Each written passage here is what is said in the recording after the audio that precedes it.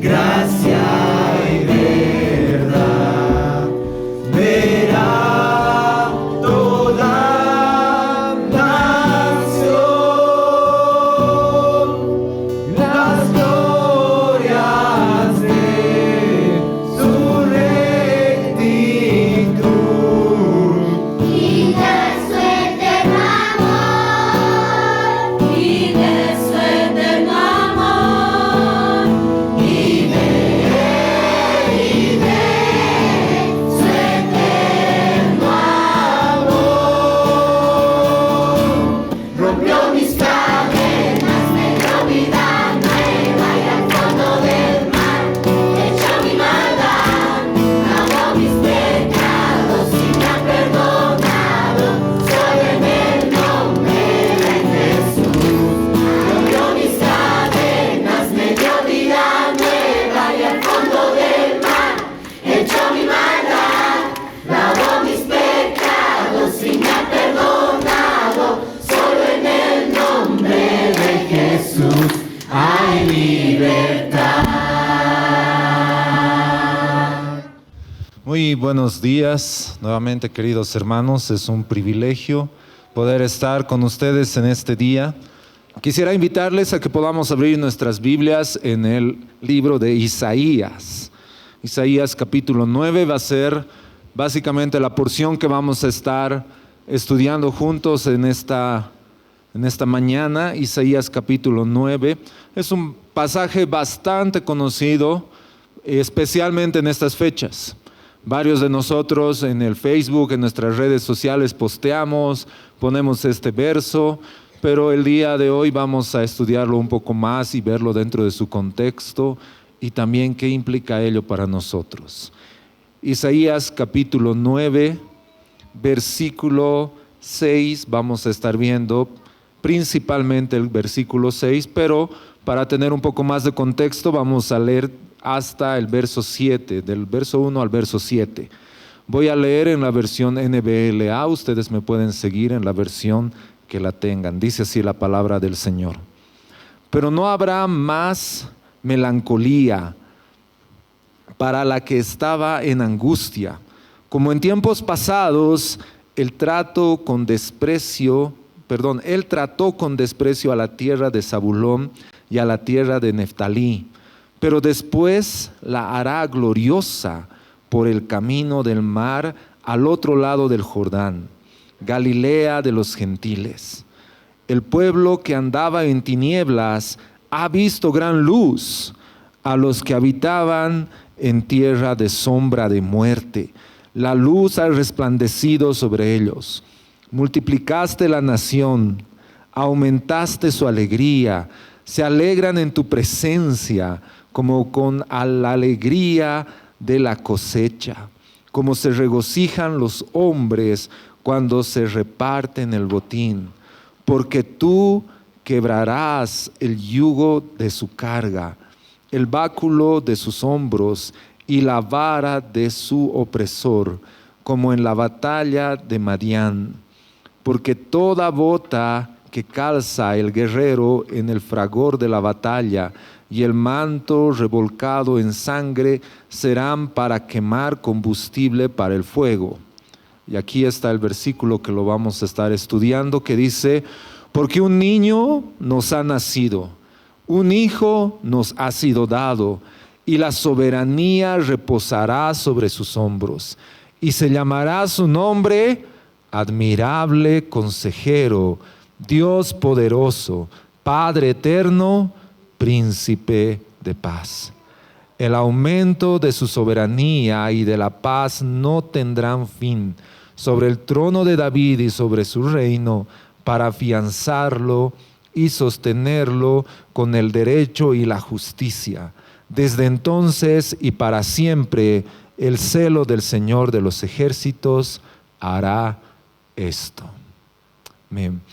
Esta porción es muy linda y mucho más teniendo en cuenta el contexto en el cual se encontraba el pueblo de Israel. Bueno, rápidamente para ponernos un poco el contexto, el reino se había dividido en dos, el reino del norte y el reino del sur.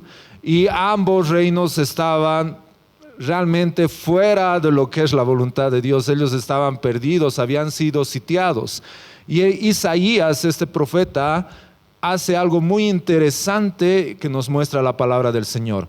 Este capítulo, este libro en realidad de Isaías se podría dividir en dos partes. La primera parte del capítulo 1 al capítulo 39 y del capítulo 40 hasta el final la segunda parte. ¿Y por qué esta división? La primera parte, y ustedes pueden verlo más adelante, en los primeros 4 versículos del capítulo 1 nos muestra la situación en la que se encuentra el pueblo de Israel.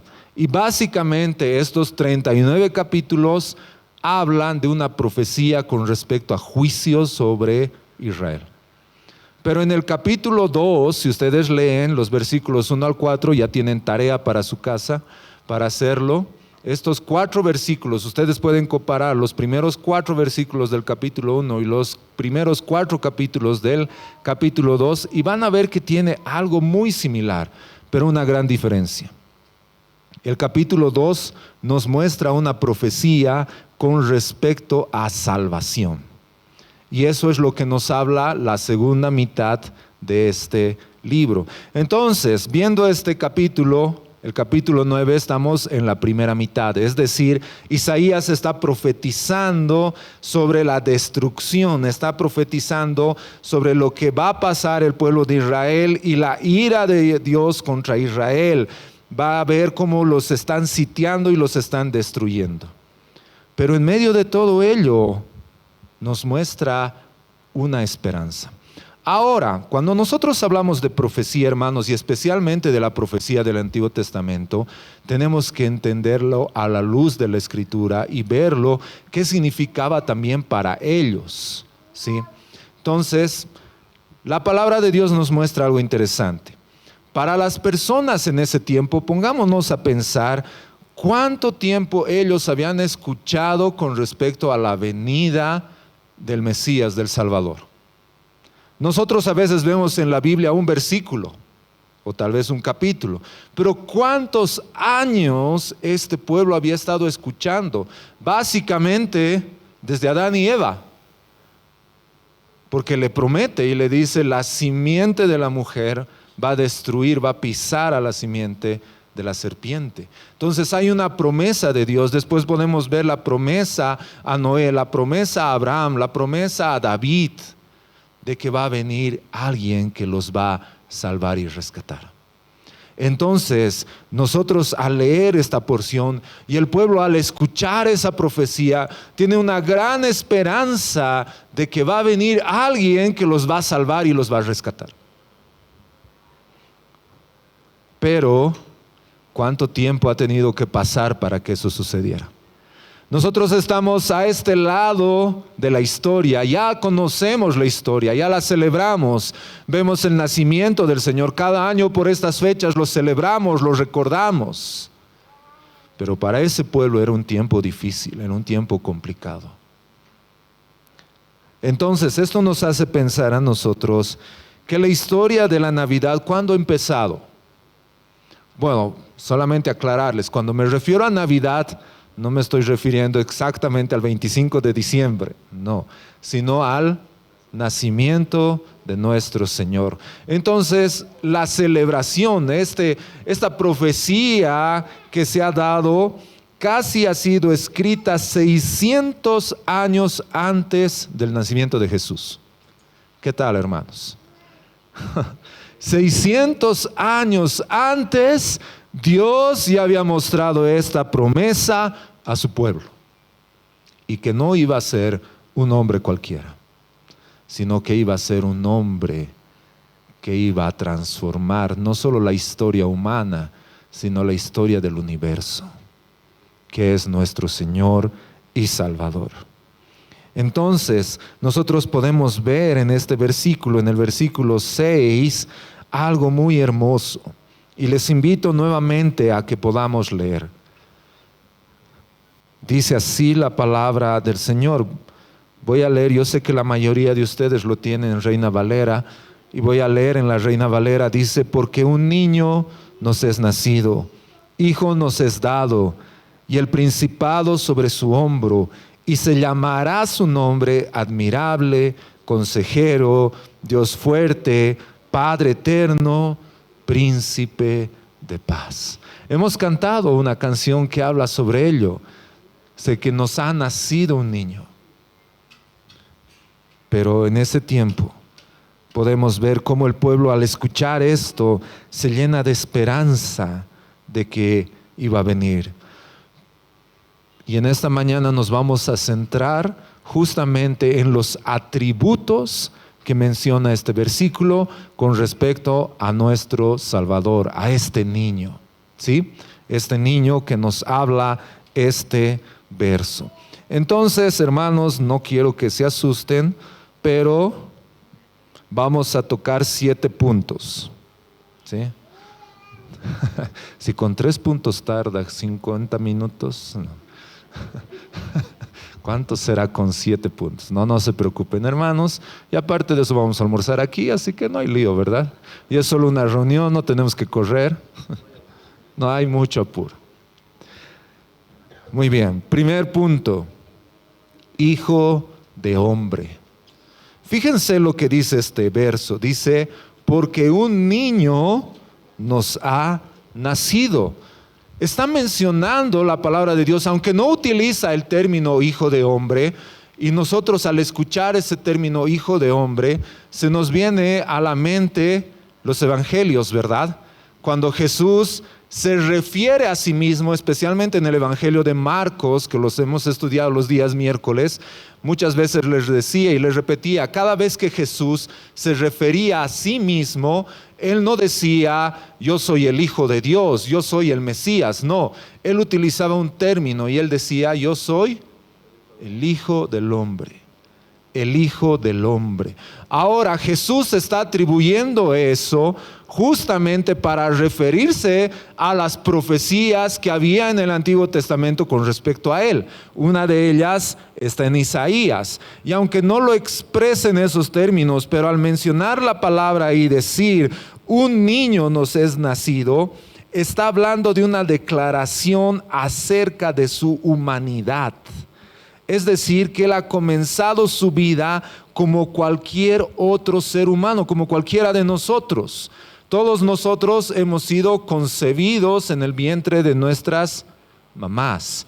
De igual forma Jesús, pero con una muy gran diferencia, obviamente, que Él ha sido concebido por el Espíritu Santo. Entonces, por esa razón, Él no tiene pecado. Pero cuando menciona al Hijo del Hombre, ahora nosotros también recordamos Daniel capítulo 7, cuando dice que Daniel estaba viendo el trono y vio a uno semejante como a Hijo del Hombre que estaba ahí sentado, y su reino no tenía principio ni fin, su reino era eterno.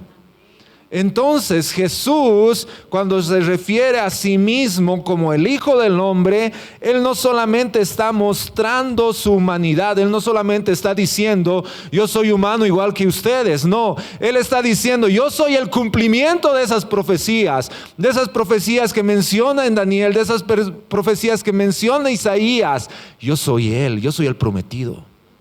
Él es el Hijo del Hombre. Cristo ha experimentado toda tentación humana, como dice Hebreos 4:15, pero Él no ha pecado. Como hombre sintió todo lo que nosotros sentimos. Él ha sentido ese dolor que nosotros también sentimos. Él también ha llorado como nosotros lloramos. Si ustedes recuerdan aún ese verso cuando dice Jesús lloró. ¿Por qué dice ese verso? Porque su amigo había muerto. Entonces nosotros podemos ver en esos pequeños detalles, hermanos, que nos relatan la narrativa del Nuevo Testamento, especialmente los evangelios, cuando ustedes vean que dice, y se cansó, no tenía donde reposar y tuvo hambre, Él ha llorado, su espíritu se ha estremecido, todo ello, ¿qué nos muestra? La humanidad, que Él es el Hijo del Hombre. ¿Y por qué eso es tan importante para nosotros? ¿Por qué tenemos que remarcarlo si nosotros pudiéramos decir, sí, sabemos, es verdad? Pero si tú estás aquí por primera vez, déjame decirte que Jesús ha sido completamente hombre. En ese tiempo, ¿y por qué los evangelios mencionan esto, especialmente Juan? Porque en ese tiempo había una postura, los agnósticos, que ellos decían que todo lo malo, todo lo que es pecado es materia, es todo lo que podemos tocar. Y todo lo bueno es espiritual, es espíritu, que algo que no es intangible. Entonces no había una concepción en su mente de pensar de que el Hijo de Dios se haya hecho materia, se haya hecho como nosotros. Y por eso Juan menciona tanto de esa forma la deidad de Jesucristo. Porque al ser Hijo de Dios, Él se ha hecho como nosotros. Entonces, esto muestra algo muy importante, porque un niño nos ha nacido. Ahora, que Él mencione y diga que Él ha nacido, es algo muy importante, hermanos. No solamente para aquellos que tal vez recuerden esta noche en familia a las 12 de la noche y se den un abrazo, o tal vez personas que ustedes, familiares, amigos que tengan, que en su casa ponen unos adornos y un nacimiento ahí. No solamente eso está referido a una fecha o a una celebración, sino estamos hablando de un acontecimiento que ha cambiado el universo. Él ha nacido. Él ha nacido, hermanos. Él ha venido a este mundo y se ha hecho como nosotros. Pero al mismo tiempo de ser el Hijo del Hombre, la palabra nos dice que es el Hijo de Dios. Y ese es el siguiente punto, el Hijo de Dios. Fíjense lo que dice a continuación. Comienza diciendo, porque un niño nos ha nacido, un hijo nos ha sido dado. El Hijo de Dios, un niño nos es dado. Está mostrando y está hablando de la deidad preexistente del Salvador. Es decir, cuando dice Él nos ha dado, Él quiere decir que Él ya había existido antes. No dice y se nos ha creado, se nos ha formado, sino se nos ha dado, se nos ha entregado, y no podemos dar algo que no tenemos. Fíjense los detalles, hermanos, que nos muestra la palabra, que son tan importantes para nosotros. Un hijo nos ha sido dado. Este Hijo de Dios que ya existía desde la eternidad pasada. Él no ha sido creado, Él ha existido juntamente con el Padre y el Espíritu Santo siempre. Así como dice Juan, en el principio era el Verbo, y el Verbo era con Dios, y el Verbo era Dios. Por Él fue creado todas las cosas. Él es el creador. Nadie lo ha creado a Él, más bien al contrario, por medio de Él, por el poder de su palabra, por el Logos ha sido creado todas las cosas. Él es el Hijo de Dios. Él no nace. Aquí Isaías nos está sugiriendo con esta parte, con decir un hijo nos ha sido dado. Él está mostrando que Jesús existía antes de su nacimiento. ¿Qué tal eso, hermanos? ¿Cuántos de nosotros existíamos antes de nuestro nacimiento? Parece la pregunta que Dios le hace a Job, ¿no ve? A ver, tú, cíñete los lomos, yo te voy a preguntar y me vas a responder. ¿Dónde estabas tú cuando estaba formando la tierra? Dímelo si tienes inteligencia.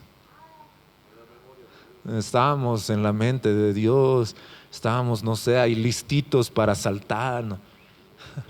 Todos nosotros en un punto, como dice el Salmos, dice, mi embrión vieron tus ojos, fui entretejido. Ha habido un momento en que el Señor te ha creado, te ha formado en el vientre de tu madre. Antes no existíamos, pero Jesús no ha existido el momento que ha nacido. Él ya existía antes. Él es el Dios eterno. Él ya existía antes de nacer. Más bien en Jesús, en la persona de Jesús, podemos ver a Dios hecho hombre. Él es completamente Dios. Él ya era Dios. Era la segunda persona de la Trinidad. Antes de ser dado a nosotros para ser nuestro Salvador, Él ya era Dios. Y sigue siendo Dios. Él ha venido como el Hijo de Dios. Es Dios en un cuerpo humano. Y Él ha venido con un propósito eterno de poder dar muerte para siempre al pecado, para poder salvarnos y que nosotros ahora pudiéramos ser llamados hijos de Dios, para que podamos ser adoptados. Él es el primogénito, Él es el todopoderoso, Él es el perfecto Hijo de Dios. Es el cumplimiento de las promesas. Él es el Santo de Israel. Él es el deseado de las naciones, la luz en la oscuridad, la única esperanza para este mundo perdido. Él es el Hijo de Dios. Y Él nos ha sido dado. Hasta como dice el versículo más conocido de la palabra. ¿Cuál es? Porque de tal manera amó Dios al mundo que ha dado a su Hijo. Porque un Hijo nos ha sido dado. El Padre ha dado a su Hijo. ¿Para qué? Para que todo aquel que en Él crea no se pierda, mas tenga vida eterna. Él es hermoso. Es hermoso pensar esto, hermanos. Se nos ha sido dado. No es cualquiera, es el Hijo de Dios. Él es nuestro Señor. Pero esto nos lleva al siguiente punto. Les dije que iba a ser rápido. Miren, ya estamos en el tercero. El primero, el Hijo del Hombre. Segundo, Hijo de Dios. Y el tercero, Rey de Reyes. Rey de Reyes. ¿Qué dice a continuación el verso? Y la soberanía reposará sobre sus hombros. Y la soberanía, ¿de quién está hablando? Fíjense que este verso no está poniendo en claro lo que estamos poniendo nosotros en los puntos, pero nos está diciendo básicamente que la soberanía reposará sobre sus hombros. ¿De quién está hablando? De Jesús, que Él es Rey. Fíjense todos los títulos y los atributos que nos dice este hermoso versículo con respecto a Jesucristo. Y el principado sobre sus hombros. Nosotros podemos mirar más allá de esta época. Y en ese momento mirar ese momento en que este prometido iba a llegar. Ahora, nosotros también tenemos que ver un poco más allá. Cuando Jesucristo vino a este mundo, cuando Él ya se hizo carne y estaba en medio de nosotros, Él predicaba y Él decía, arrepiéntanse. ¿Por qué? Porque el reino de Dios se ha acercado. ¿A quién se estaba refiriendo? A Él mismo. El reino de los cielos. Yo soy el Rey. Yo he venido a ustedes. Yo me he acercado a ustedes. Pero tal vez, hermanos, tenemos que mirar un poco más allá. Y esto es lo hermoso de las profecías. No sé si les ha pasado esto alguna vez a ustedes. Que tal vez han ido al campo a caminar y estás buscando algo en especial. Por ejemplo, con los jóvenes, recuerdo una vez, estábamos en un viaje de servicio y estábamos en la comunidad que se llama San Josecito. Y teníamos que visitar a una hermana y la persona que nos estaba acompañando nos dice, tenemos que salir a las 5 de la mañana para poder llegar a su casa a las 7. O sea, 2 horas caminando, ¿no? Así que dijimos, muy bien, nos vamos a levantar, nos levantamos. Ya se imaginan la lucha que hemos tenido con Sabanás esa vez, ¿sí? ¿Saben, no ve todos? ¿Cuál es el mayor enemigo de los días domingos de los cristianos? Sabanás, ¿sí? Sabanás. Y después de tener esa lucha nos levantamos y comenzamos la caminata bien felices, ¿no? Así, caminando. Y llegamos a un lugar y a una de las personas le dijimos, disculpe, estamos buscando a tal persona. Y nos dice, ¿cuál es lo común que decimos en nuestra cultura, ¿no? Aquícito es, ¿no? ¿Ves ese cerrito? Ahícito es, nos dice. O sea, tú ves el cerro y pues no es ahícito, ¿no ve? En Entre Ríos, si alguna vez van a Entre Ríos, les voy a dar un tip. Si ustedes le preguntan la dirección a una de las personas y les dice, ¿cuánto falta? Y les dice 2 pasos, no se refiere a esto. 1, 2, no. 2 pasos aproximadamente son 2 kilómetros, ¿ya? Pero es así, les dice, está a 2 pasos vos. Y nos dice, ¿ves ese cerro? Ahí es. Después de 1 hora llegamos hasta donde nos había mostrado, pero ¿qué creen? Había habido otro cerro más. Que nuestra perspectiva, cuando mirábamos, veíamos un hito, pero al llegar a la cima, había habido otro más arriba. Era el segundo paso, exacto. Habíamos dado el primer paso después de 1 hora. Y otra persona se acerca y le dice, disculpe, le decimos, estamos buscando la casa de tal persona. Miren ese cerro, no, otra vez. Ahí es, otra vez a camina. Hermanos, cuando vemos la profecía es algo similar. Podemos ver el primer cerro y decir, se ha cumplido, ha venido el Señor.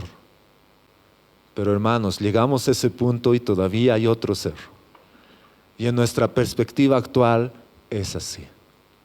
El Señor ha venido, Él es el Rey, sí, pero va a llegar el día en que se va a manifestar de una forma, como dice la Escritura, que toda lengua va a confesar, que toda rodilla se va a doblar y va a confesar que Jesucristo es el Curios, Él es el Señor, Él es el Rey de Reyes. Y eso es lo que nos está diciendo, el principado sobre sus hombros. Miramos más allá de la Navidad, miramos más allá de su nacimiento, miramos más allá de su muerte y resurrección, miramos a aquel que está sentado en el trono, reinando con justicia, que es Jesucristo. Ese es el día, hermanos. El gobierno de todo el mundo va a reposar sobre sus hombros y va a reinar como soberano sobre un reino de justicia y paz en todo el mundo. Eso no quiere decir que ahora no esté gobernando. Él está gobernando, hermanos. Él es el único soberano gobernando. Pero va a haber un día en que vamos a llegar a ese segundo paso, a ese segundo cerro, y vamos a verlo sentado en el trono, gobernando con justicia eternamente y para siempre. Él es el Rey de Reyes. Él es el Hijo del Hombre, Él es el Hijo de Dios, Él es Rey de Reyes. Y podemos continuar en el siguiente punto, el punto número 4. ¿Qué dice el verso a continuación? Y llamará su nombre. Y llamará su nombre. ¿Cuál es el primer nombre? Admirable Consejero. Es un maravilloso consejero. ¿Por qué podemos decir? ¿Por qué Isaías habrá puesto esto? Admirable consejero. ¿Por qué Isaías había puesto esto? Y no es como que él estaba. Yo les digo, hermanos, nada de lo que está en la Escritura es casualidad. Tiene un propósito porque toda la escritura es inspirada por Dios, toda la escritura. Entonces, cuando nos está mostrando y diciendo Él es un admirable, en otras versiones menciona y dice Él es un maravilloso consejero. ¿Por qué? Porque Él conoce desde la eternidad pasada los designios de Dios. Él sabe, Él conoce, Él es omnisciente. Él sabe lo que va a suceder, hermanos. Pero no solamente Él lo sabe, sino que Él también en su soberanía lo ha planificado así. ¿Es casualidad que estemos hoy aquí reunidos? ¿No? No. La palabra de Dios en Proverbios dice, hay un verso muy conocido, en la versión NTV dice, del hombre es echar los dados, hablando de la suerte, pero de Dios el cómo caen. ¿Se han puesto a pensar eso, hermanos? O sea, si tú agarras unos dados y vas a llegar esta tarde a tu casa, y no para que juegues, sino para pensar en esto, y agarras y los lanzas, y el número que caiga no es casualidad, no es el azar, es un Dios soberano, gobernando y diciendo cómo esos dados van a caer. Él es admirable. Ahora, si tú te pones a pensar en cómo suceden las cosas y Él sabe desde la eternidad los designios de Dios, y aparte de eso dice la palabra que Él es la sabiduría de Dios, como dice 1 Corintios capítulo 1 verso 30, y nos ha sido hecho Dios sabiduría. Cuando leemos nosotros Proverbios, hermanos, podemos ver a la luz de Jesucristo, porque Él es la sabiduría de Dios. Entonces, cuando tú vas y te acercas a Él por un consejo, ¿qué clase de consejo vas a recibir? ¿Cualquier consejo? No, vas a recibir un consejo maravilloso. Vas a recibir un consejo sabio. ¿Por qué? Porque Él es admirable consejero. Un autor dice, el futuro Hijo de Dios será el mismo consejero de carácter sobrehumano, que es lo que indica admirable. Admirable. ¿Y saben qué, hermanos? Estamos en un mundo que está muy confundido. ¿Sí o no? Es un mundo verdaderamente que es un caos. Es un caos, hermanos. Y tal vez tú tienes personas cercanas que están viviendo ese caos. Tal vez tú tienes vecinos, parientes que son víctimas de todo este caos a raíz del pecado y la confusión. A veces nosotros vemos las noticias. ¿Y qué vemos? Caos. Podemos ver destrucción. Podemos ver inmoralidad. Podemos ver tantas cosas. Pero ¿cuál es la respuesta de Dios al caos? ¿Cuál es la respuesta de Dios a todas estas corrientes, a todo lo que está pasando? El Señor no simplemente dice, tranquilos, ya va a pasar, ya voy a volver. No, la respuesta de Dios a esto es un admirable consejero que puede traer luz en la oscuridad. La respuesta de Dios al caos que sufrimos en este mundo es Jesucristo, que Él tiene un consejo sabio en este mundo perdido. Así que, hermanos, cuando tú hables con alguien, refleja a este admirable consejero. Muestra la respuesta del Señor a este mundo perdido, a este mundo que está en necedad. Y eso nos muestra cuando Él ha estado aquí en este mundo. Cuando la gente venía a Él, ¿cómo eran sus respuestas? Algo que es admirable del Señor. Siempre Él tenía una respuesta para las personas. Y no era cualquier respuesta. Era una respuesta sabia. Era una respuesta admirable. Era un consejo sabio que el Señor daba a las personas. Él siempre tenía. Y algo importante, hermanos, que nosotros vemos en el Evangelio con respecto a esto de la vida de Jesús, es que el Señor responde a las preguntas, y más que a las preguntas que a veces nosotros queremos hacer, sino a las preguntas que tenemos dentro de nosotros. Por ejemplo, ustedes recuerdan cuando una vez un saduceo, los saduceos, por si acaso, eran las personas que no creían, ¿en qué? En la resurrección. Muy bien, 5 puntos, hermano. ¿Sí?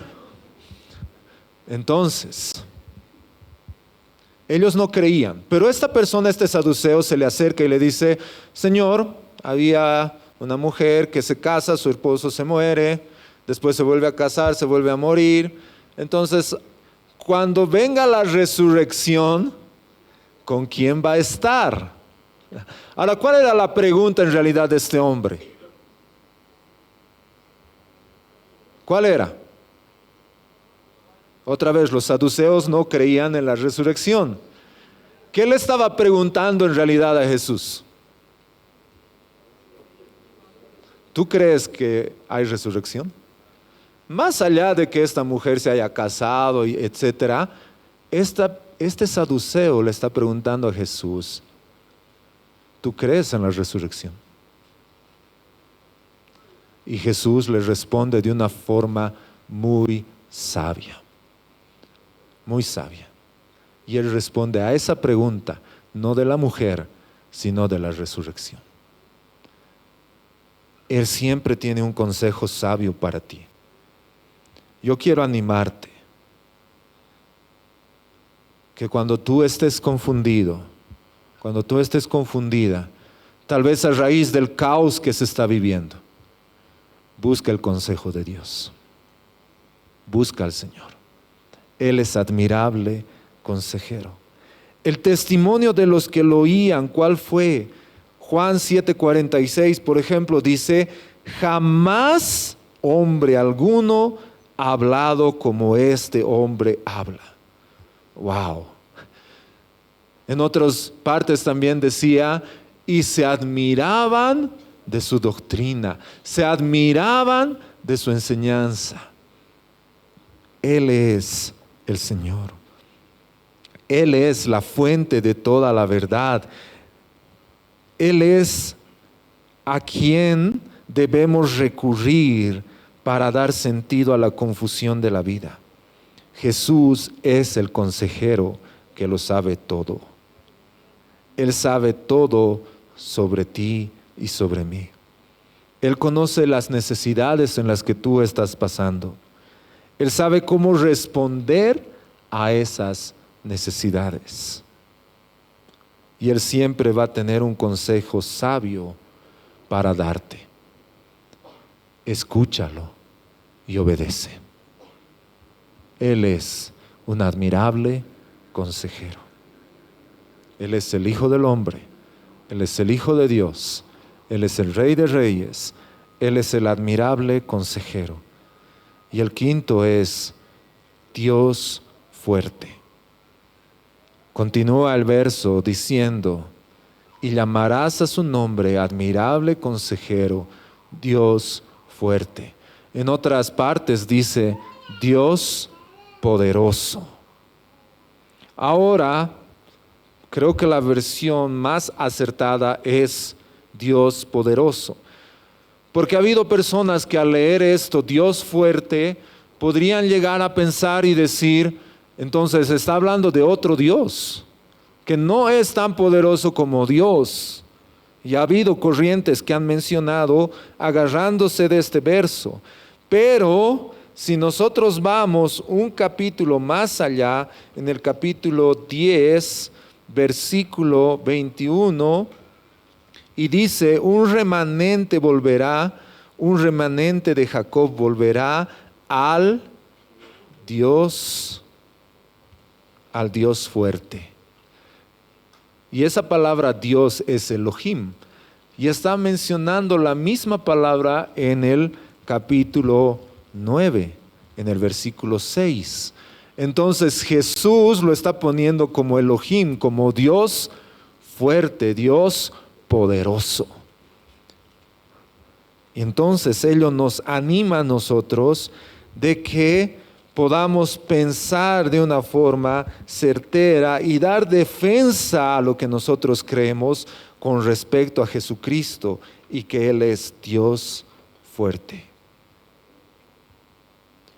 Y el hecho, hermanos, de mencionar aquí que es Dios fuerte, que es Dios poderoso, está destacando algo muy importante. Está destacando de que está poniendo al igual que Dios Padre. Es decir, los mismos atributos que tiene Dios Padre, los tiene Dios Hijo, es decir, Jesucristo. Entonces es Dios.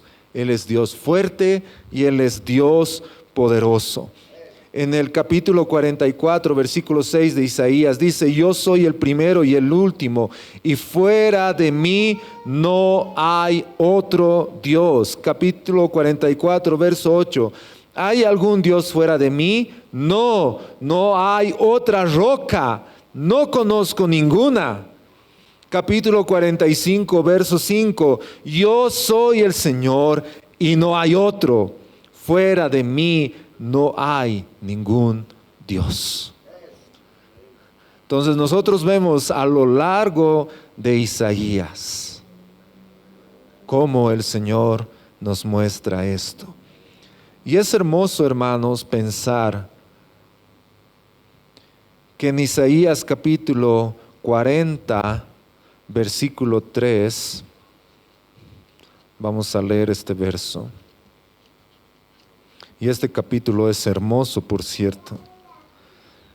Isaías capítulo 40, versículo 3 dice: una voz clama, preparen en el desierto camino al Señor.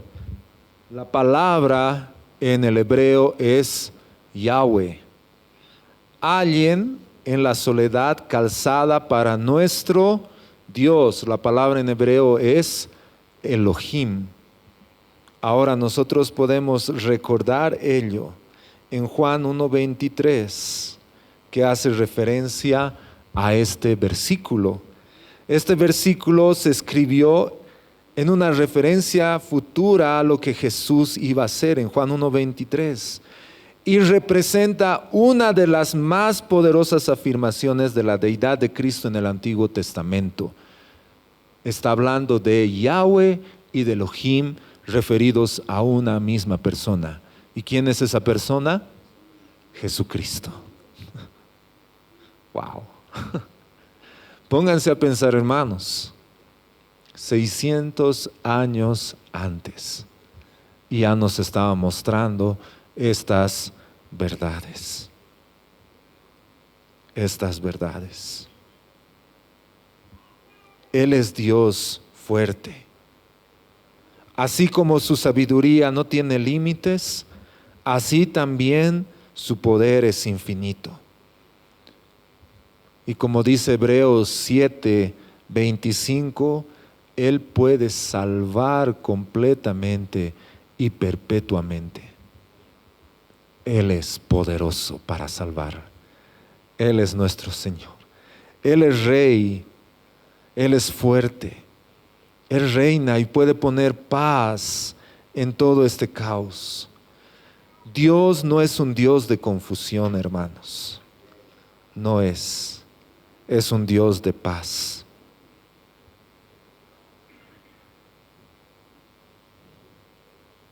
Y nosotros podemos ir a Él y recibir un consejo de parte de nuestro Señor. El primero era, a ver, los que siguen despiertos todavía. Creo que voy a utilizar la técnica del Johnny, les voy a hacer parar, sacudirse. No sé si están recibiendo toda esta palabra en sueños, ¿no? Por favor, eviten roncar nomás. ¿Cuál era el primero? Hijo del hombre. Segundo, Hijo de Dios. Tercero, Rey de Reyes. Cuarto, admirable consejero. Quinto, Dios fuerte. El sexto, ya saben más o menos, porque sigue en el versículo. En el versículo dice, Padre eterno. Pero creo que lo más acertado sería perpetuamente Padre. Ahora uno podría decir, y justo cuando estaba hablando de esto, una de mis hijitas les estaba comentando esto y una de mis hijas me dijo, papi, ¿cuál es la diferencia entre eterno y perpetuamente? ¿Cuál sería, hermanos? Ahí está, pescotis. Puede ser un sinónimo. Pero ¿por qué hacemos esto? Es decir, hermanos, al decir eterno podríamos estarnos refiriendo al tiempo. Es decir, cuando hablamos de eternidad, a nuestra mente ¿qué viene? El tiempo, ¿verdad? Es que no tiene principio y no tiene fin. Pero cuando hablamos de perpetuamente, estamos hablando de Él mismo, de su persona y de su rol como es. Es decir, Dios es perpetuamente Padre. Él desde la eternidad pasada a la eternidad futura, Él es Padre. En este momento Él es tu Padre. Sí. Cuando fallas, también es tu Padre. Cuando haces las cosas bien, también es tu Padre. Entonces Él es perpetuamente Padre, hermanos. Siempre actúa como un buen Padre. Es verdad que es eterno, hermanos. Pero Él es perpetuamente Padre. Él es Padre bueno. Tal vez tú estás aquí y tienes la ausencia de un Padre. Puedes ser un Padre terrenal, pero tienes un Padre eterno, perpetuamente, que Él es y está actuando como tal. Así que nadie de los que estamos aquí es huérfano, porque el perpetuamente Padre nos ha adoptado y nos ha hecho sus hijos. Eso es lo que nos dice. Él es el Padre de la eternidad, dice en otra parte. Cristo es el creador del cielo y la tierra. Según el propio testimonio de Dios el Padre, Hijo y Jesús, el Espíritu Santo, Él era la persona de la Trinidad. Él ha creado todo. Como dice Romanos 8, Él es nuestro Padre. Él es nuestro Dios. Él nos ha adoptado. Es hermoso pensar ello. A veces nosotros como papás, ¿qué les decimos a nuestros hijos? Tú siempre vas a ser mi hijo. Aunque tengas tus hijos, igual vas a ser mi hija. Le estoy mirando a mi hijita por si acaso que está sentada allá. Así les hablamos, ¿no ve? Y cuando ya tienen sus guaguas y van a tu casa, ¿cómo los tratas? ¿Cómo los tratan? Como a hijos, ¿sí? Es decir, hola mi guagua, ¿cómo estás? Y vos, están mis hijos, mami. Pero ¿saben cuál es la diferencia entre un padre terrenal y Dios? Que en algún momento nosotros hemos tenido que hacer algo para ser padres. No voy a dar clases de biología ahorita. Ustedes ya saben que eso te vuelve en padre, ¿sí o no? Ahora Dios es perpetuamente Padre. Y es el mejor Padre del universo. Él es el mejor Padre. Y Él está, ¿saben qué es lo más lindo, hermanos? Esta mañana, espero no lagrimear como esta mañana. Cuando estaba viniendo aquí temprano, estaba en el minibús. Y estaba yo solito en el minibús, cosa de que es milagro por mi zona, ¿ya? Y un poco, unas 2 cuadras más allá, veo una persona, un adulto mayor, que de perfil se parecía a mi papá. hizo parar el minibús. Yo era, no.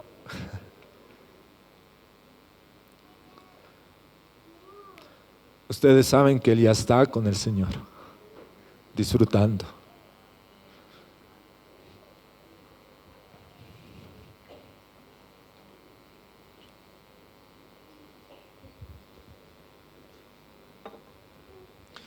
En épocas como estas quisiéramos tenerlo cerca, ¿verdad? Recibir un abrazo. Pero ¿saben qué es lo más hermoso, hermanos? Que el Señor, tu Padre, está 24/7 a tu lado. Él está ahí para consolarte, para abrazarte y decirte, hijo, hija, te amo. Y yo voy a estar contigo, no solamente hasta que tú partas, sino voy a estar eternamente, porque yo soy perpetuamente tu Padre. Y cuando estemos allá, lo vamos a ver y vamos a decir, papito, Abba Padre. Él es nuestro Padre. El primero era, allá se han olvidado, hermanos, ¿no?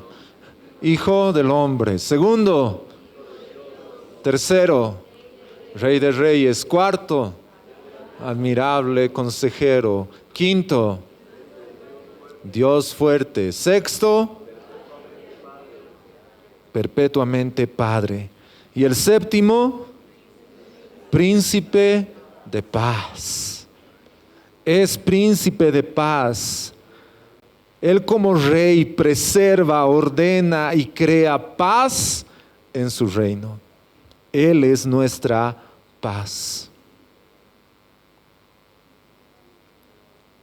En el vocablo, en el hebreo, shalom, indica un cúmulo de bendiciones que nos vienen de parte de Dios. Todos esos beneficios llegan en manos del mediador. Él es el príncipe de paz. En el reino de Dios, en el reino del Mesías, no hay conflictos. No va a haber bloqueos, no va a haber marchas, no va a haber petardos. Bueno, eso para los paseños es wow, ¿verdad? ¿O no? Cuando yo estoy trabajando aquí, escucho petardos y a veces estamos con los que trabajamos aquí en la congregación, decimos algo. ¿Y ahora a quién le tocará?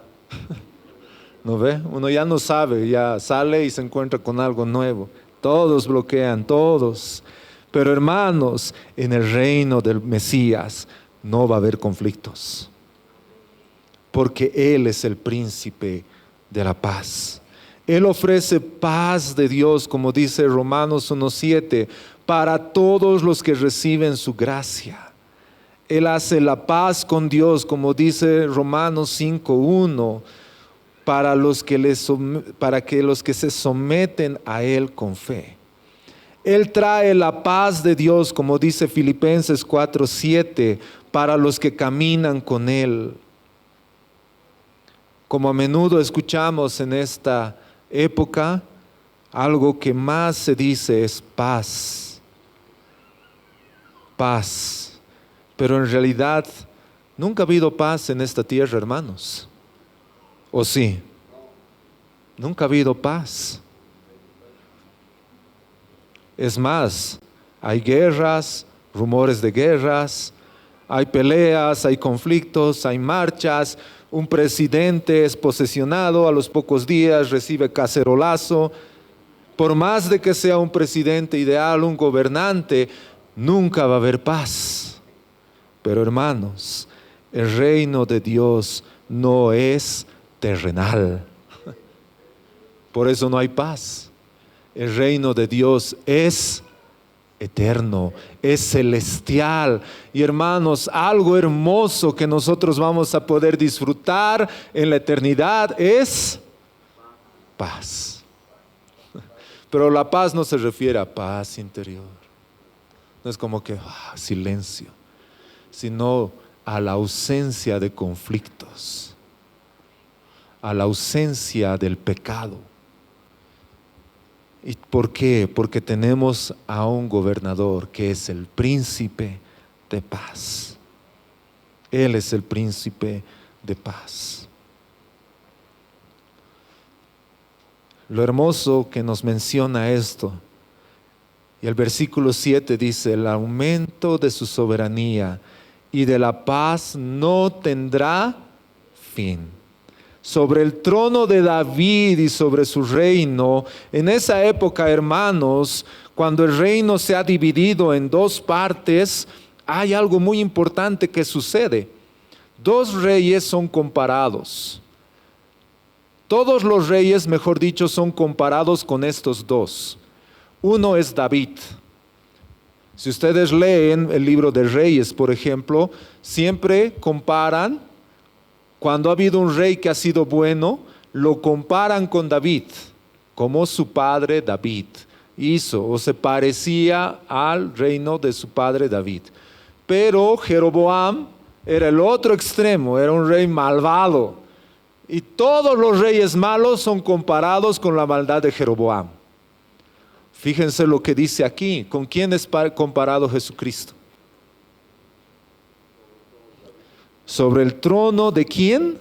De David y sobre su reino. Es decir, que este rey prometido, este niño que va a nacer, este niño que es dado, está bajo el linaje de David. Es decir, que él va a gobernar con un reino que va a traer libertad a su pueblo,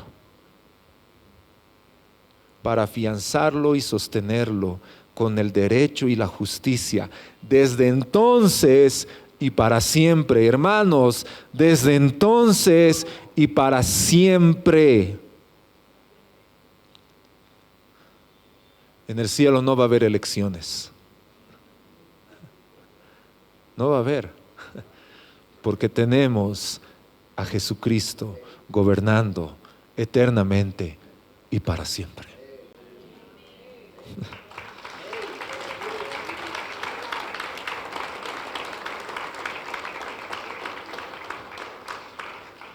¿Por qué cambiamos nosotros de presidente, de gobernantes? No solo porque dice la Constitución, ¿verdad? No vamos a entrar a temas políticos ni a discusiones, pero ustedes saben lo que sucede cuando un hombre, cuando un ser humano se les ha dado el poder. Este lo corrompe. Pero fíjense, hermanos, ¿cuánto tiempo habrá pasado desde la eternidad pasada hasta ahora?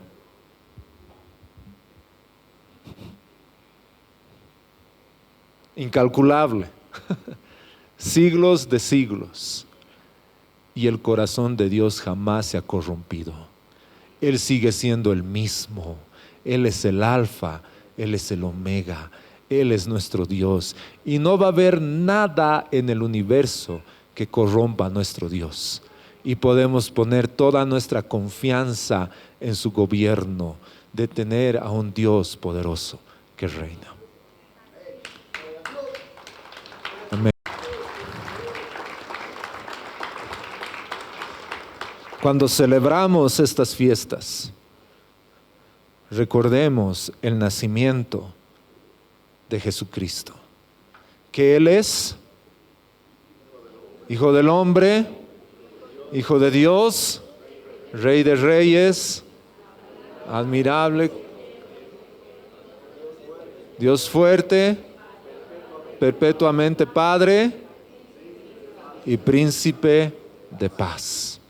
Nos pondremos de pie, hermanos.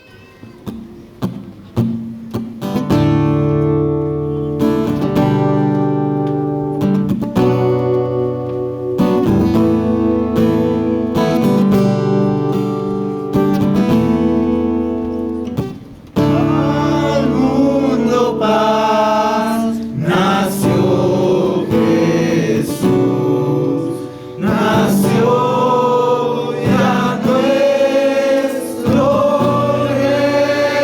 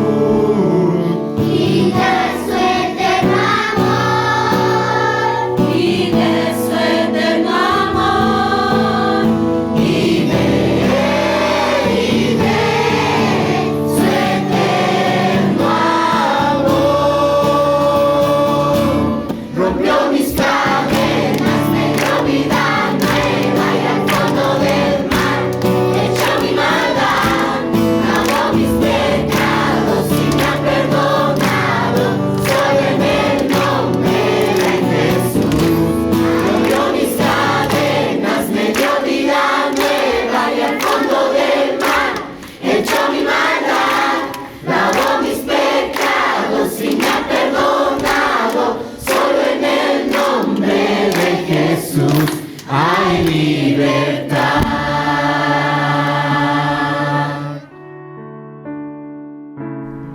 Esperamos que el mensaje de hoy haya sido de bendición para tu vida.